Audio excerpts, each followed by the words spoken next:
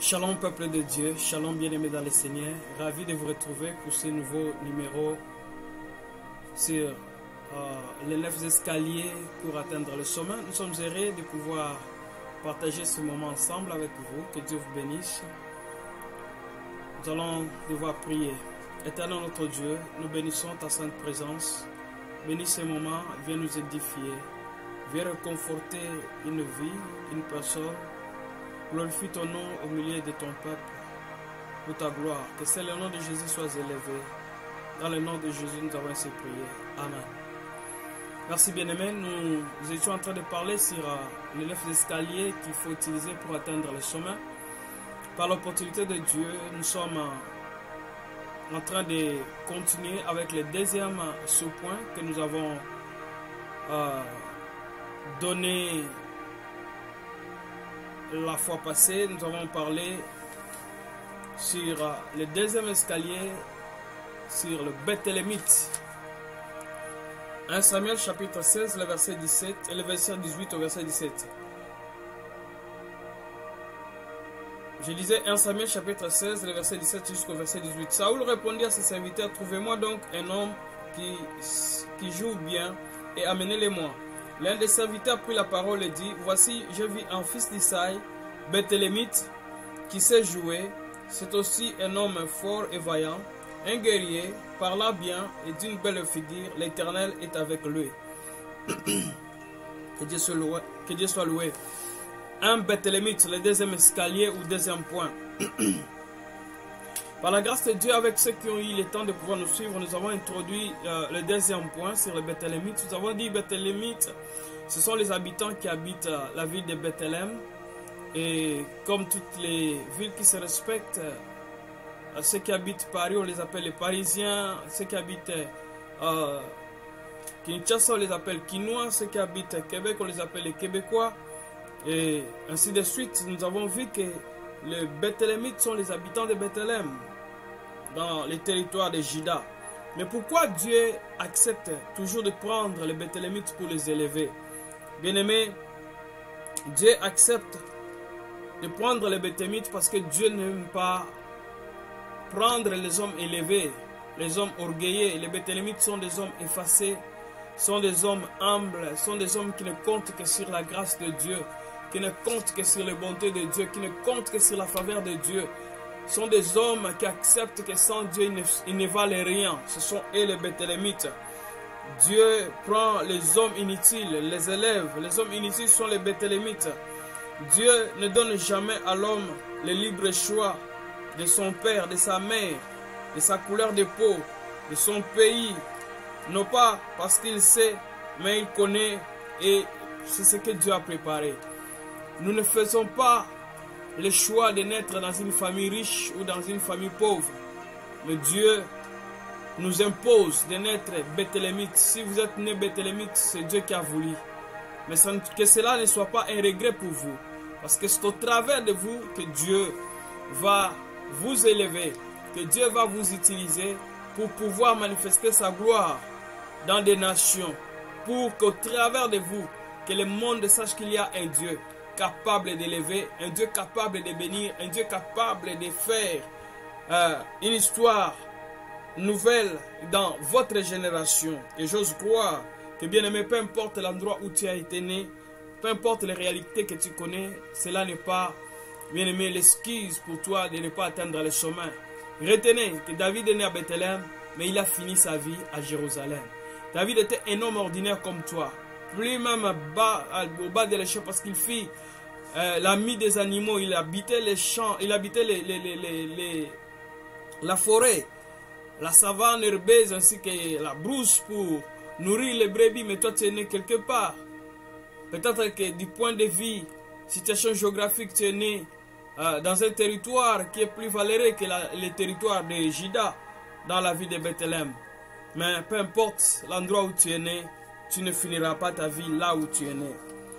Tu es là où rien ne change, où rien ne progresse, dans une église qui ne grandit pas. Tu es là où, bien aimé, les choses ne bougent pas. C'est pour que Dieu amène l'impact au travers de toi. Tu es là pour un but. Or, La force des Bethlehemites, c'était le pain, bien-aimé. Le pain, c'est ce qui fait notre force. Nous ne sommes pas forts parce que nous sommes ce que nous sommes.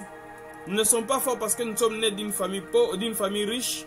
Nous ne sommes pas valeureux parce que nous sommes nés d'une famille qui a fait déjà un nom.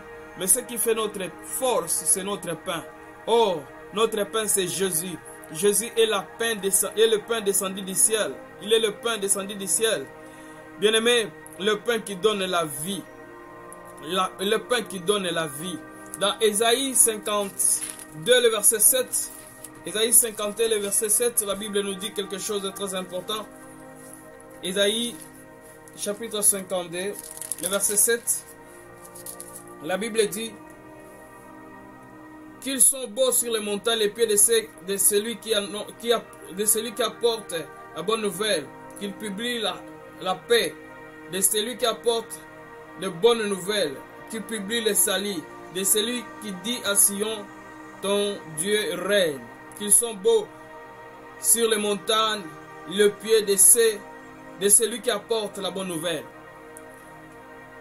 Bien-aimés, vivre sur les montagnes, c'est vivre sur les sommets.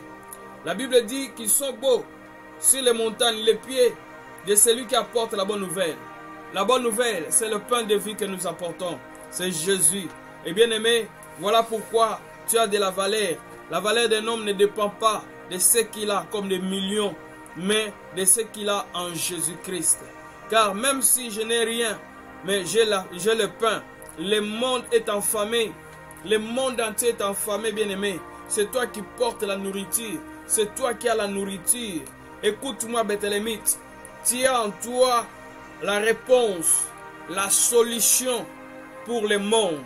Tu as en toi, écoute-moi, bien-aimé, tu as en toi la réponse, la solution. Paul dit, l'on nous regarde comme étant les pauvres. L'on nous considère comme étant les pauvres, mais nous enrichissons plusieurs. Oh, bien-aimé, je ne sais pas encore qu'est-ce que tu vis comme de moquerie là où tu vis. Mais je sais une chose, par tes prières, beaucoup de gens sont partis en Europe. Par tes prières, beaucoup de femmes ont mis au monde. Par tes prières, beaucoup de gens sont devenus utiles. Mais l'on te regarde comme étant n'ayant rien. Mais toi, au travers de toi, il y a eu des gens qui ont eu des réponses. Il y a eu des gens qui ont été secourus. Il y a eu des gens qui ont vu la main de Dieu. Il y a eu des gens qui ont eu des millions, des milliards par tes prières. Mais on te regarde comme étant n'ayant rien. Paul dit, nous possédons tout. Oui, tu possèdes tout. Tu as la solution avec toi. Tu as la réponse des nations. Tu as la réponse des familles. Tu as la réponse pour plusieurs. Oui, tu as le pain de vie. Le pain de vie, c'est Jésus.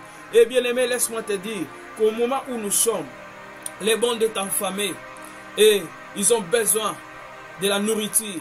Et la nourriture, ce n'est pas la nourriture humaine. Ce n'est pas la nourriture préparée par les restaurants de 5 étoiles. Mais ils ont besoin, bien aimé, d'être nourris par le pain que toi tu as.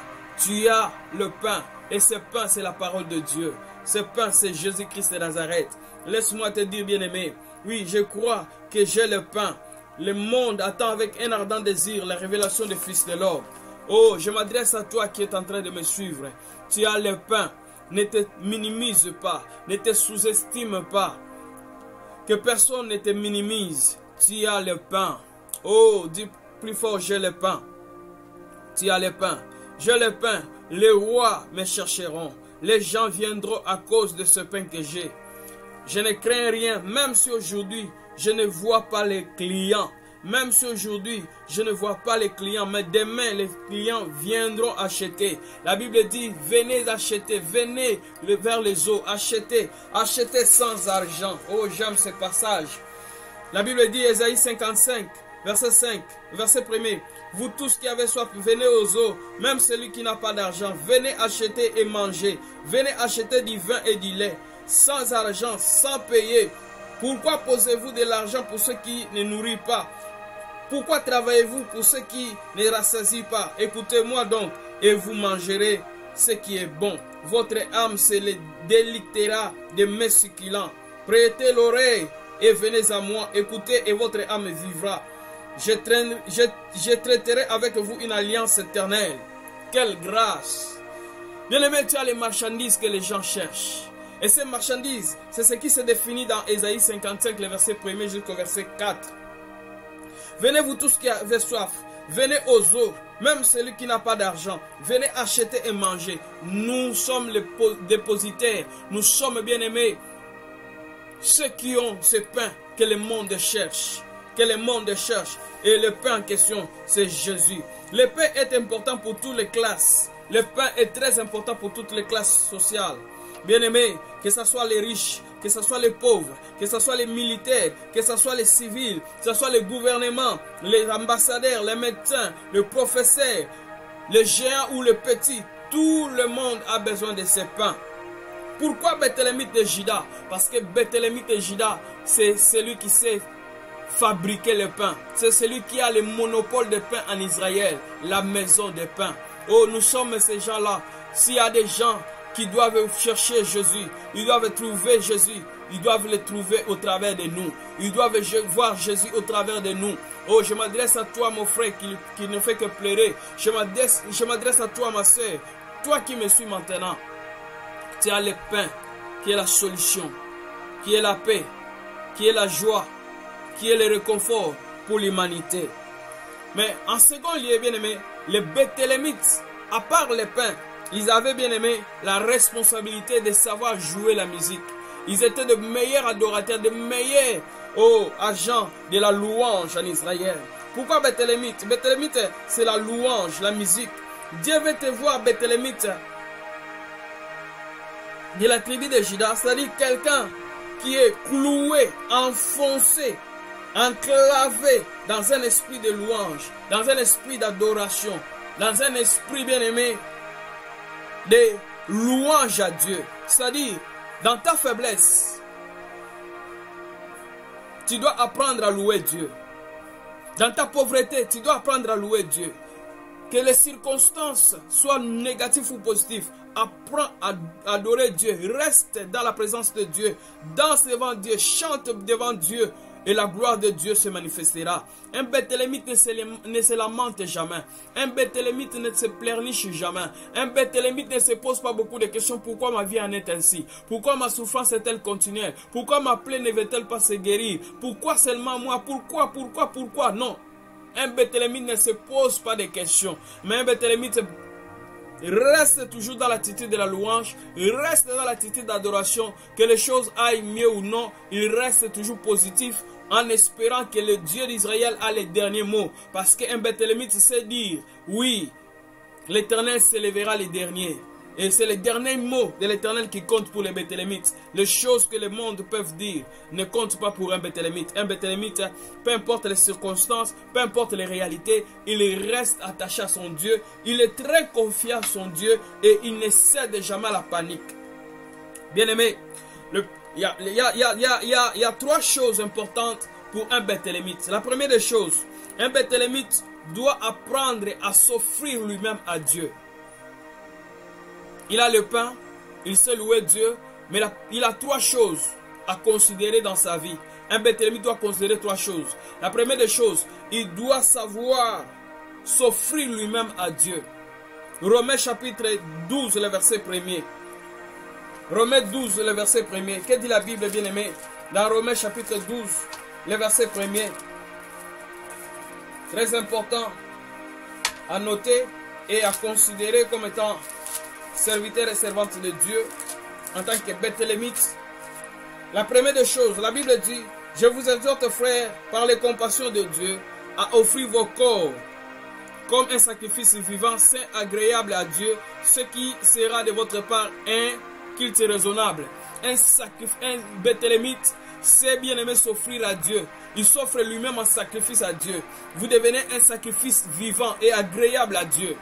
Bien-aimé, tu donnes ta vie, ton corps, ton âme, ton esprit à Dieu. Tu dépends de Dieu. Tu acceptes de mourir pour que Christ puisse vivre en toi. C'est ça être un Béthélémite. Un Béthélémite est un homme, même son corps loue Dieu, même son âme adore Dieu, même tout son être bien-aimé revient à Dieu. Il donne gloire à Dieu. Combien bien-aimés sacrifient leur corps à l'impudicité, à la musique du monde, au diable et au péché. Mais toi, En tant que Bethlehemite, tu prends ton corps, tu donnes ton corps entièrement à Dieu. Tu dis, Seigneur, ma vie t'appartient, mon corps t'appartient, mes pensées t'appartiennent, et tout ce qui est à moi est à toi, ô Dieu. Paul dit, si je vis, ce n'est plus moi qui vis, mais c'est Jésus qui vit en moi. Un Bethlehemite, c'est quelqu'un bien-aimé qui s'est donné. Il se donne lui-même à Dieu. Quand il se donne lui-même à Dieu, il n'y a rien de lui qui ne peut pas appartenir à Dieu. C'est-à-dire que tout ce qui est à lui revient automatiquement à Dieu. Et deuxièmement, un Bethlehemite, c'est Luc chapitre 19, le verset 46. Luc 19, le verset 46. Il y a quelque chose aussi de très important que nous devons retenir là-bas. Que veut dire Bethlehemite? Luc 19, 46. Ma Bible dit ceci. Il leur disait, il est écrit, ma maison sera appelée une maison de prière, mais vous en faites une maison, une caravane de voleurs. À part avoir donné sa vie entière à Dieu, ton corps devient le temple de Dieu, une maison de prière. Une maison de prière. Nous sommes appelés à devenir des maisons de prière, pas des maisons de la sorcellerie, d'envoûtement des maris ou femmes de nuit, pas des maisons de moquerie ou pas des maisons d'habits, mais une maison de prière. Est-ce que ta vie est une maison de prière? Est-ce que ta vie est-elle consacrée à Dieu? Dieu veut te voir parler avec lui, que tu sois celui qui entretient de bonnes relations avec Dieu, qui passe dans des moments d'intimité dans la présence de Dieu pour que ta vie change. Et bien aimé, c'est là où tu vivras la gloire de Dieu. Et un Bethlehemite est un homme de prière parce que sa vie est une maison de prière. Troisièmement, un Bethlehemite prend son argent et tous ses biens, il les donne pour la gloire de Dieu. Et bien aimé, avec moi, nous allons lire 1 Samuel chapitre 7, le verset 9 jusqu'au verset 14. Nous allons voir, Israël était en conflit un jour avec les Philistins et ils se sont combattus, n'ont rien bien aimé emporté comme victoire, mais cette fois-ci ils vont changer les tactiques. Ils vont prendre maintenant la décision de donner à Dieu quelque chose de bon. Et vous allez voir ce que Dieu va faire. Dans 1 Samuel, je disais 1 Samuel chapitre 7. 1 Samuel 7.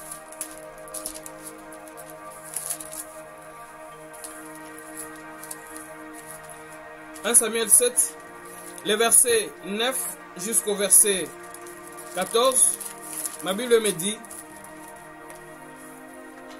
Samuel prit un agneau de lait, et l'offrit en entier en holocauste à l'Éternel, et il cria à l'Éternel pour Israël, et l'Éternel l'exauça. Pendant que Samuel offrit l'holocauste, les Philistins s'approchèrent pour attaquer Israël. L'Éternel fit retentir en ce jour son tonnerre sur les Philistins et les mit en déroute. Ils furent bâtis devant Israël. Les hommes d'Israël sortirent à Mitzpah pour suivre les Philistins et les bâtirent jusqu'au-dessous de Berkar. Samuel prit une pierre qu'il plaça entre Mitzpah et Shen. Il l'appela du nom de Ebenezer en disant, jusqu'ici l'Éternel nous a secourus. Ainsi les Philistins furent humiliés et ne vinrent plus sur le territoire d'Israël. La main de l'Éternel fit contre les Philistins pendant toute la vie de Samuel. Le verset 14. Les villes que les Philistins avaient prises sur Israël retournèrent à Israël depuis Éclon jusqu'à Gath. Avec leur territoire, Israël les arracha des mains des Philistins et il y eut paix entre Israël et les Amoréens. Quelle grâce! L'on nous montre bien aimé qu'Israël est en conflit avec les Philistins. À telle enseigne qu'il y a eu des villes et des territoires d'Israël qui étaient bien aimés sous juridiction philistine. C'est-à-dire que les Philistins ont pris des villes, des territoires entre les mains des Israélites. Et les débandades étaient bien aimés, connus dans les camps des Israélites. Parce que l'ennemi avait assujetti Israël. Mais pendant qu'ils se battaient, ils ont cherché les stratégies militaires pour sortir de cette impasse, pour vaincre l'adversaire. Mais ils se sont rappelés que nous avons combattu par nos efforts. Avec nos armes, nous n'avons pas eu la victoire. Essayons un peu de sacrifier ce que nous avons entre les mains de Dieu. Et la Bible dit, Samuel a pris l'agneau, a pris un agneau de lait. Il les a offris en sacrifice, en holocauste à l'Éternel. Et quand l'Éternel a agréé l'offrande que Samuel a donnée pour Israël, le tonnerre était descendu. Et le tonnerre s'est abattu contre les Philistins. Et les Philistins ont pris fuite. Et Israël a pris le dessus sur les Philistins. Bien-aimé, il y a des offrandes que tu dois offrir à Dieu. Toi qui es Bethlémite, il y a des offrandes que tu dois donner à Dieu. Quand tu donnes à Dieu les offrandes, Dieu voit tes intérêts. Quand Dieu voit tes intérêts dans ses intérêts, quand tu donnes l'importance aux intérêts de Dieu, Dieu donne de l'importance à tes intérêts. Quand tu t'occupes aux choses de Dieu, Dieu s'occupe aussi à tes entreprises, à ta famille, à ton business, à ton ministère, à tout ce que tu fais. Ils ont donné le meilleur de ce qu'ils avaient. Dieu a frappé les adversaires, à telle enseigne que Dieu a restitué tout ce qu'Israël avait perdu. Il y a des choses que tu as perdues. Il y a la renommée, la beauté, la confiance de ton mari, la confiance de ta femme que tu as perdu. Donne le meilleur de ce que tu as. Et l'ennemi de ta famille deviendra l'ennemi de Dieu. Tes combats vont devenir le combat de Dieu. Dieu va s'occuper de toi. Dieu va prendre le dessus sur tout ce qui t'échappe. Dieu va prendre le contrôle de tout ce qui t'échappe à ton contrôle. Et Dieu va prendre, bien-aimé, le contrôle de tout cela. Et toi, tu seras rétabli. Apprends à donner à Dieu. Accepte de donner le meilleur de ce que tu as. Quand il y a l'offrande, le ciel se déchire. Quand il y a l'offrande, le tonnerre de Dieu descend bien-aimé contre tes adversaires. Et Dieu te défendra. Dieu confondra tes ennemis en créant les éclairs et les tonnerres. Paul et Silas, dans la prison, en tant que les Bethlémites, lorsqu'ils ont compris qu'ils devaient prier et louer Dieu, la fondation était emballée, les prisonniers étaient libres avec cet esprit de Judas. Tu sortiras libre hors de la prison démoniaque, hors de la prison bien-aimée de l'envoûtement. De tous ceux qui sont autour de toi seront bien-aimés aussi libres. Ruth chapitre 1, le verset 1er. Elimelech, cet homme, avait sa femme, nom de Naomi. Et bien aimé, Naomi avait deux fils avec Elimelech. Le premier s'appelait Machlon, le second s'appelait Kiljon. À un certain moment dans la vie, quand vous marchez avec Dieu, tout ne sera pas parfait. Dieu est le maître des temps et des circonstances. Même la Bible dit que toute chose concourt au bien de ceux qui aiment Dieu. À des fois, Dieu peut permettre le malheur vous atteindre. Mais la Bible dit, Dieu transforme le malheur en bonheur pour ses enfants. À un certain moment, tu as la promesse de Dieu, mais tu vois comme si Dieu était absent dans ta vie. Le silence de Dieu n'est pas son absence. Garde confiance à l'Éternel. Appuie-toi sur Dieu.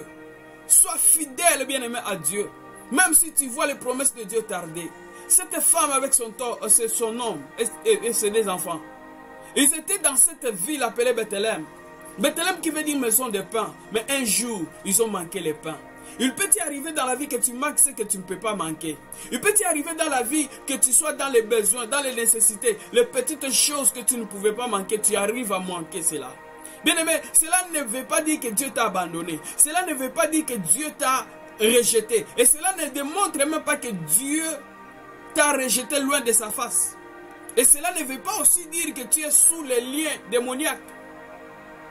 Toutes choses concourent au bien de ceux qui aiment Dieu. Et Dieu, le maître des temps et des circonstances, il a le contrôle sur ce qui est bien et sur ce qui est mauvais.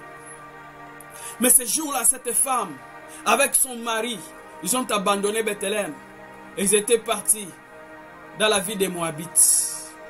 Oh, Après un bref séjour, son mari est mort. À un certain moment, l'aîné s'est marié. Le second s'est marié. L'aîné est mort. Le second est mort. Et cette femme s'est retrouvée seule avec la femme de Machelin qu'ils ont.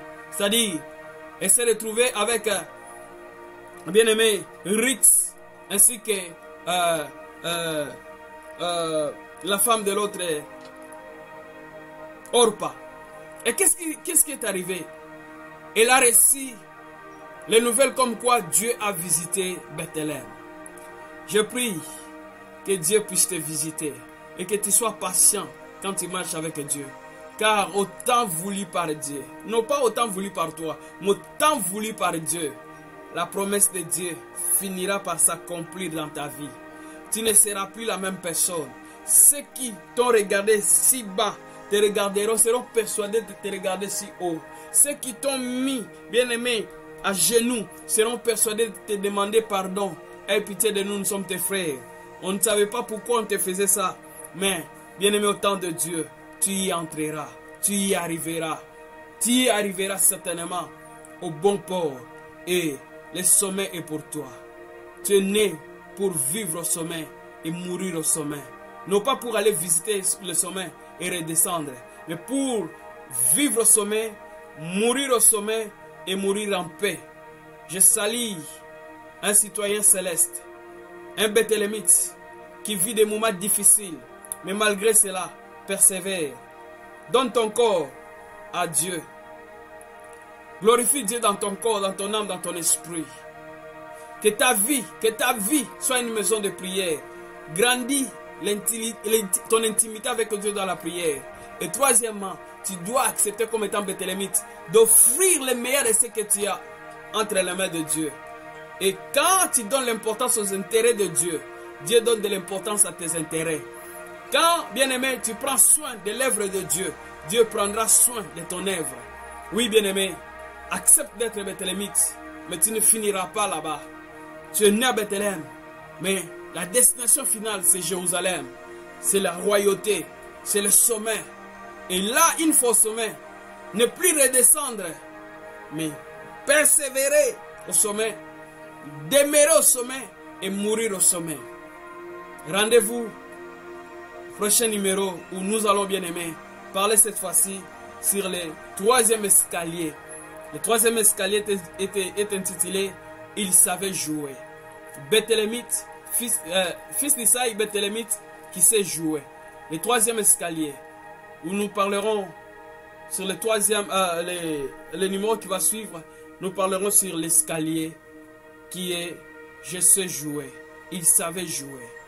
Un Bethlehemite qui savait jouer quelque chose. Je vais devoir prier pour toi. Éternel notre Dieu, dans le nom de Jésus, je prie pour mon frère, je prie pour ma sœur. Je prie pour tous mes bien-aimés qui me suivent maintenant.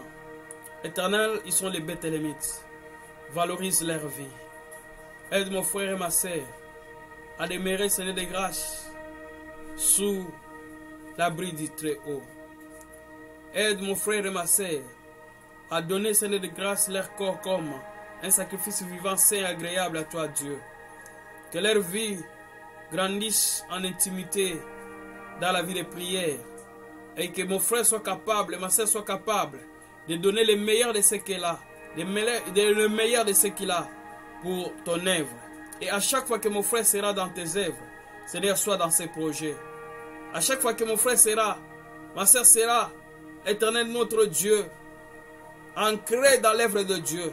Que toi, Éternel, tu sois ancré dans ses projets et dans ses business. Au nom de Jésus. Au nom de Jésus.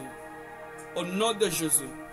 Oui, bien-aimé, le sommet n'est pas pour quelqu'un d'autre, mais c'est bien, bel et bien pour toi qui m'écoutes. Rendez-vous au sommet. Nous y retrouverons et nous y fêterons ensemble. Et Dieu ne manquera pas de nous bénir. Souscrivez sur notre YouTube. Que Dieu vous bénisse. Au prochain numéro.